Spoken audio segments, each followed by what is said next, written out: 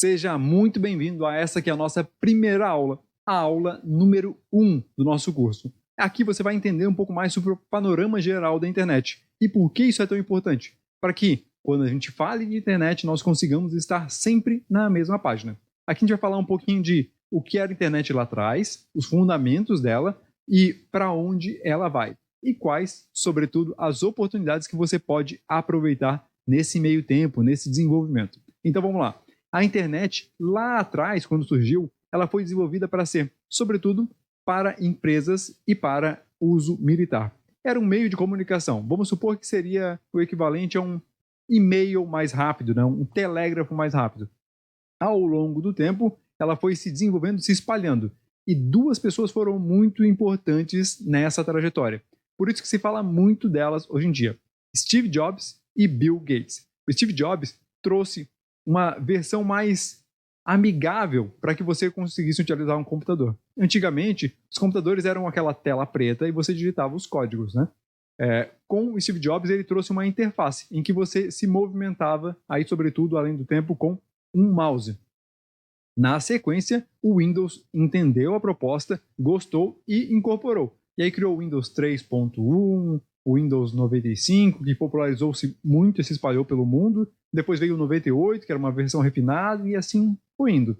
Atualmente, você deve estar utilizando o Windows 10, imagino eu, né? São várias versões e, sobretudo, há uma premissa ali. Há uma premissa na internet. O Windows sempre tem bug. Sempre tem problema. Bug é erro, né? Sempre tem. Mas ele continua avançando. E essa é uma característica da internet. Por quê? Porque a internet se expande de modo tão rápido que se alguém esperar que tudo fique perfeito para poder lançar, já está atrasado. Outra empresa teria superado o Windows, né? E o Bill Gates não estaria tão grande quanto é. O Windows está presente em mais de 80% dos computadores hoje em dia.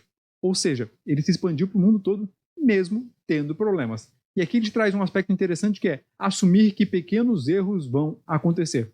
É natural que os erros que foram soltos, né, os erros presentes no Windows, não eram nada críticos, não afetavam a imagem dele. Mas, ainda assim, ele permitiu e aceitou pequenos erros para que ele pudesse expandir. E por que eu te falo isso? Eu te falo isso porque essa é uma característica comum em tudo que você vê na internet. Volta e meia você abre um aplicativo, seja um Facebook, Instagram, Google, e ele tem pequenos erros. Volta e meia você instala um aplicativo no seu computador ou no próprio celular e ele dá aqueles bugs, né? Até tem uma brincadeira que sempre que tem tecnologia vai dar algum tipo de problema. Então, isso é o que baseou a internet e ela é tão rápida que se você ficar esperando fazer tudo 100%, tudo perfeito, você não vai conseguir avançar. Na verdade, você vai ser atropelado por uma outra pessoa. E o que a internet se tornará? Isso vai diminuir cada vez mais com o uso de inteligência artificial, né?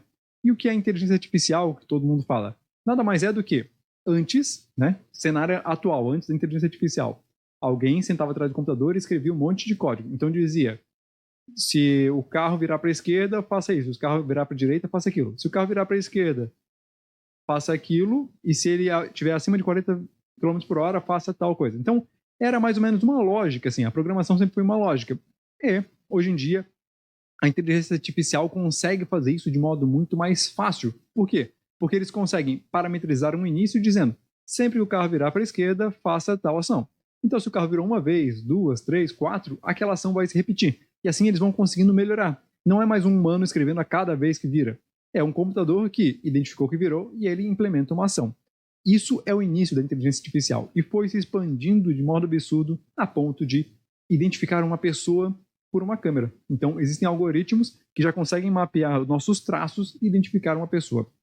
Por que isso é importante? Porque isso afeta diretamente o seu negócio. Já existem câmeras, sobretudo na China, que verificam e já abrem processos crime, caso um assaltante entre uma empresa e tudo mais, a câmera já vai reconhecer quem é, já vai emitir um mandato de prisão, obviamente avaliado por um delegado, né, na China, e já imediatamente já vão buscar essa pessoa. O que isso promove? Isso promove uma mudança no mundo, que ainda está bem no início. É o que nós chamamos de O2O. É uma ação online que vai gerar efeitos no offline, ou seja, uma ação na internet que gera efeitos na vida das pessoas. E também tem o inverso, uma ação offline, online, que gera efeitos na vida das pessoas, offline. Então, O2O, ou do online, da internet, para a vida das pessoas, ou fora da internet, ou seja, do offline para a internet. Essa interação vai ser cada vez mais constante. Você pode até achar que isso não acontece, mas a cada vez que você pega o seu celular, coloca no bolso e ele tem a localização ativada, se você passa por um ambiente onde uma empresa definiu uma propaganda, aquela propaganda vai ser startada para você. Ou seja, a sua movimentação offline com seu celular no bolso, você andando naturalmente, fez com que tal empresa decidisse enviar anúncios para você. E é um pouco disso que nós vamos aproveitar também aqui nesse programa, também aqui nesse método. E você vai entender um pouco de cada etapa, ok? Entendido? O mundo hoje já está misturado entre online e offline e essa interação é constante. E vice-versa. Seja do online para offline, tanto quanto o contrário, né? Do offline para o online. Eu entrei nesse mercado em 2012, né? Em 2012, o Facebook nem tinha ainda as páginas para empresas. Naquela época, ele ainda estava entendendo um pouquinho essa dinâmica de mercado, entendendo como explorar isso comercialmente. Hoje, é incrível o quanto eles conseguem utilizar. Lembre-se, naquela época, o Facebook ele apenas era uma ferramenta de interação entre as pessoas, com muita curtida para lá e para cá e tudo mais, mas ainda relativamente restrita. Ali ele foi aprendendo o comportamento do usuário. Quando ele achou que ele estava pronto, que ele tinha base suficiente, ele começou a lançar perfis de empresas. E aí ele começou a dizer para as empresas, olha, você quer um usuário com tal característica? Então, eu vou te apresentar. Aí a empresa fazia um anúncio. Ok, tu quer usuário com tal característica? Eu vou pegar esse seu anúncio e vou entregar para essas pessoas. O que aumentava muito a chance de vendas. Porque as empresas começaram a entender que se uma ferramenta como um Facebook, ou até mesmo como o Google, que também faz isso, consegue entender o perfil do público, eu, como empresa que gosto de um público específico, que vendo para um público específico, vou aproveitar isso. Facebook tem informação, Google tem informação. Eu quero vender para algumas pessoas. Então, o Facebook e o Google me dizem para quem vender. Isso já existia com empresas de pesquisa de mercado. Só que o que aconteceu foi que o Facebook, ele não só disse, eu tenho informação, ele disse, me dá a informação aqui que eu entrego.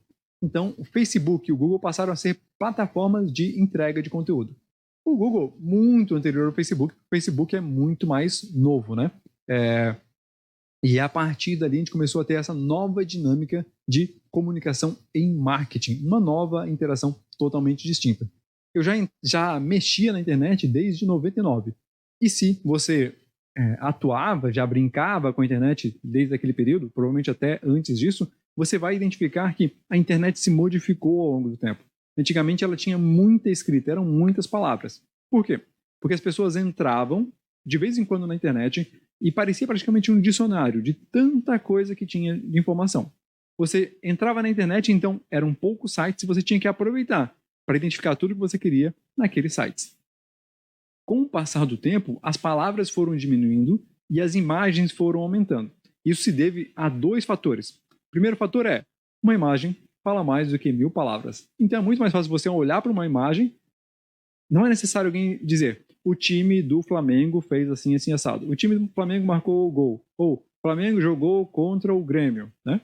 Não sou flamenguista. Não é necessário dizer isso. Era muito mais fácil colocar uma imagem de um jogador do Flamengo, um jogador do Grêmio e um placar lá em cima. Pronto. Era mais fácil do que escrever tudo. As pessoas conseguem ler de modo mais rápido. E isso nós também vamos aproveitar, ok? Um outro ponto que fez com que as imagens aumentassem foi que o acesso à internet e a qualidade de acesso a dados, a velocidade da internet aumentou. Então, antes era muito pesado colocar uma imagem, por isso colocava texto. E depois disso, passou a ser mais leve, né? Passou a ter uma internet melhor, então era mais adequado colocar a imagem. E isso foi um primeiro movimento, que vem se modificando até o que nós temos hoje. Um ambiente com vídeos, com estruturas pesadas, com download para lá e para cá. Então, essa mudança também aconteceu.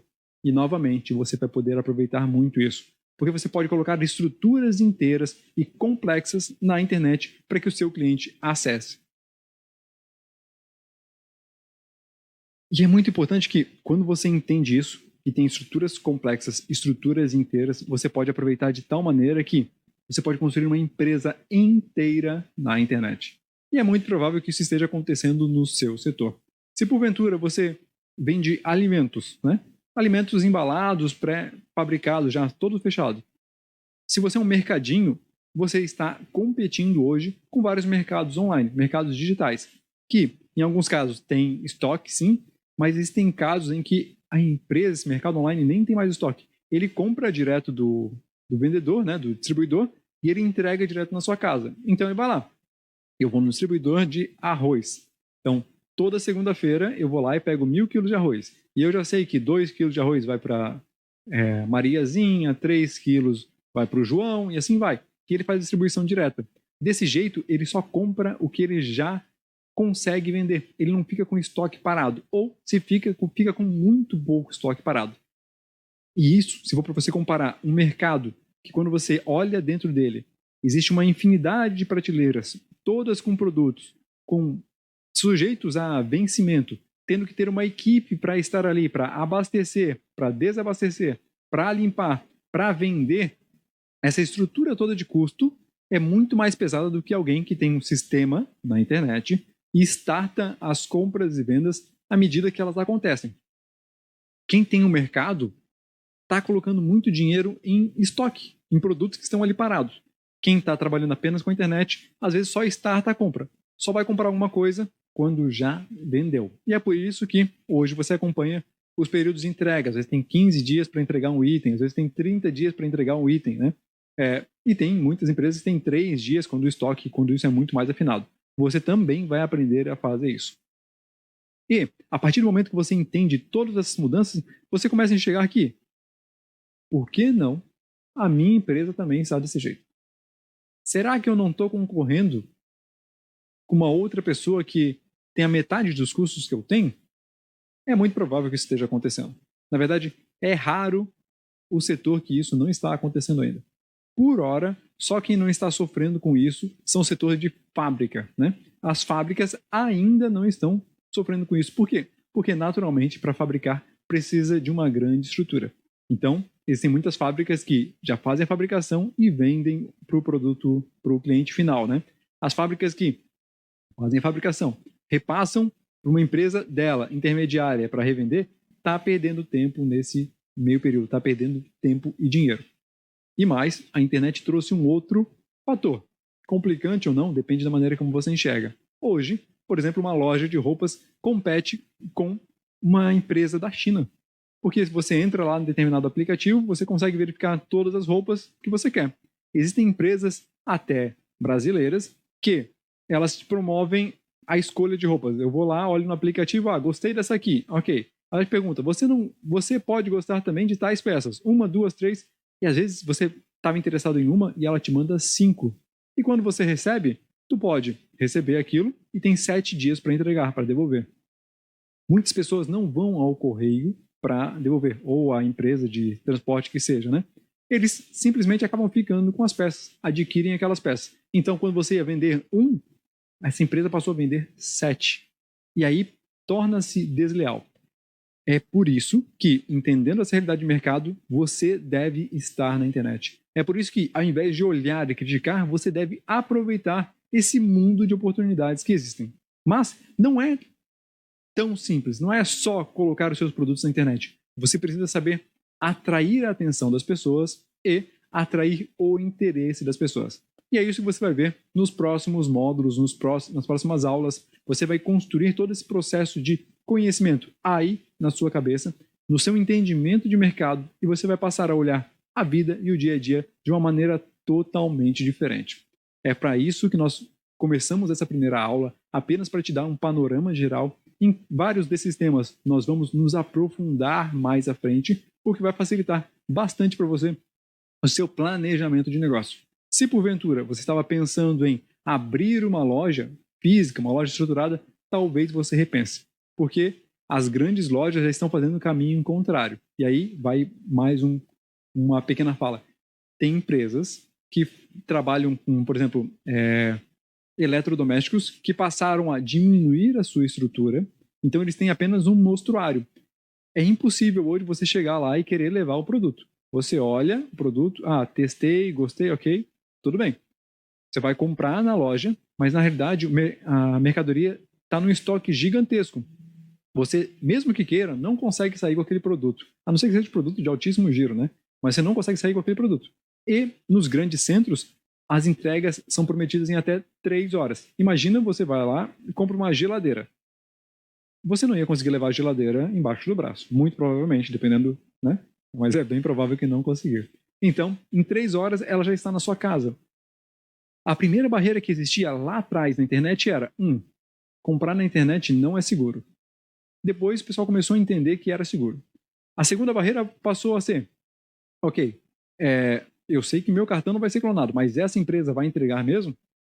Isso passou a ser superado também. A terceira barreira passou a ser: quanto tempo isso vai demorar para ser entregue? Isso também foi superado. E a próxima barreira é a forma de pagamento. E é por isso que o governo federal lançou o Pix há um tempo atrás, e o Pix é uma forma de pagamento instantânea. Dessa maneira, inclusive, você vai conseguir fazer comprar e vender de modo muito mais rápido pelo Pix no seu WhatsApp. O WhatsApp já está implementando isso. Na China já é comum. O que seria o equivalente do WhatsApp na China já faz compras dos mais diversos tipos. No aplicativo você tem um mensageiro, no aplicativo você tem um navegador de internet e no aplicativo você também já escolhe o que você quer comprar e onde você quer comprar. Isso parece excelente, mas as empresas que não observarem isso, que não entenderem essa mudança, vão ficar para trás. É muito provável que pequenos mercados, pequenas lojas não resistam muito mais tempo se elas não se adaptarem. Então, se porventura você conhece alguém que está numa realidade de mercado comum, ainda está fazendo o beabá, não está buscando se atualizar, vai lá, converse com essa pessoa, explique um pouco disso, mesmo que ela ainda não compreenda, ela vai começar a observar. A partir do momento que ela começa a observar e começa a enxergar isso, talvez você consiga ajudar essa pessoa a crescer e a avançar de modo que salve o seu negócio, salve a sua vida.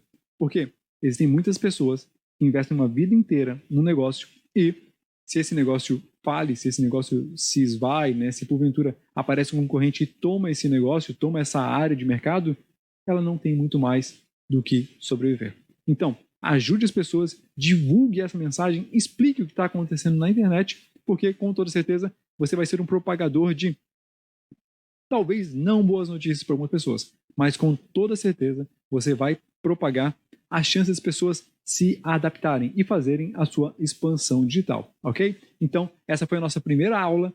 Os nossos conteúdos daqui para frente vão ser muito mais estruturantes para que você consiga surfar e aproveitar essa onda de mercado, essa nova onda econômica que está surgindo, e nós, inclusive, falamos apenas uma vírgula de tudo o que vai acontecer. Tem muito mais por aí. E ao longo do tempo, ao longo das aulas, nos acompanhem sempre nas redes sociais. Não acho que o curso aqui ele é atualizado, você tem as informações, ok?